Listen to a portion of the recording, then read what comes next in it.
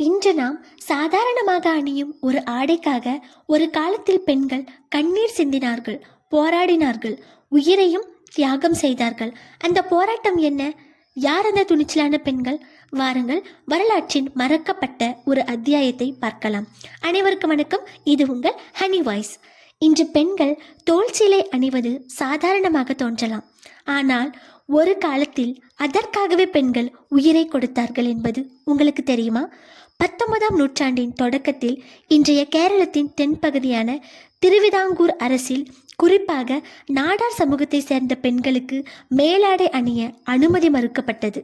அவர்கள் மேலாடை அணிந்தால் அது உயர் சாதியினருக்கு எதிரான செயலாக கருதப்பட்டது. பல பெண்கள் தாக்கப்பட்டனர். அவர்களின் மேலாடைகள் கிழிக்கப்பட்டன, அவமானப்படுத்தப்பட்டனர். 1822ஆம் ஆண்டு போராட்டம் தீவிரமாக தொடங்கியது. இடையிடையே பல எதிர்ப்புகள், தாக்குதல்கள், அரசாணைகள், மீண்டும் கட்டுப்பாடுகள் நடந்தன. 1859 திருவிதாங்கூர் அரசு நாடார் பெண்களுக்கு மேலாடை அணிய அனுமதி வழங்கியது.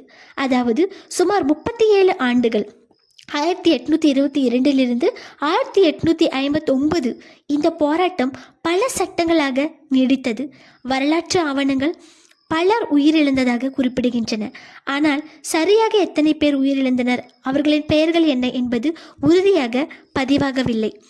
திருவிதாங்கூரில் வாழ்ந்த செங்கேலி என்ற பெண் தனது உயிரையே தியாகம் செய்ததாக மக்கள் மரபு கதைகள் கூறுகின்றன.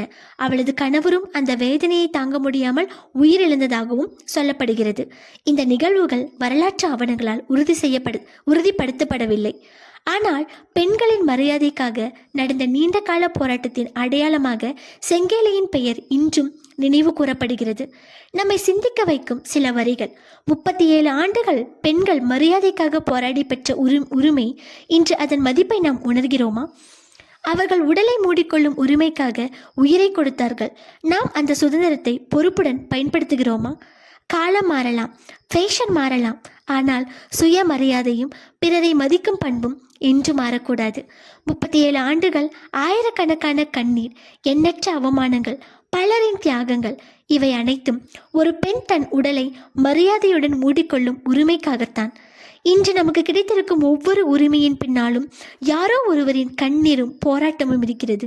உரிமை என்பது வெறும் சுதந்திரம் மட்டுமல்ல, அதை மதித்து வாழ்வதும் நமது பொறுப்பு. வரலாற்றை மறந்து விடாதீர்கள், தியாகங்களை வீணாக்காதீர்கள். அதுவே அவர்களுக்கு நாம் செலுத்தும் உண்மையான மரியாதை. வரலாற்றை மறந்த சமூகம் அதே தவறுகளை மீண்டும் செய்யும் என்று கூறுவார்கள். இப்படிப்பட்ட உண்மை வரலாறுகளை தொடர்ந்து அறிய எங்கள் சேனலை சப்ஸ்கிரைப் செய்யுங்கள். நன்றி. பாய் பாய்.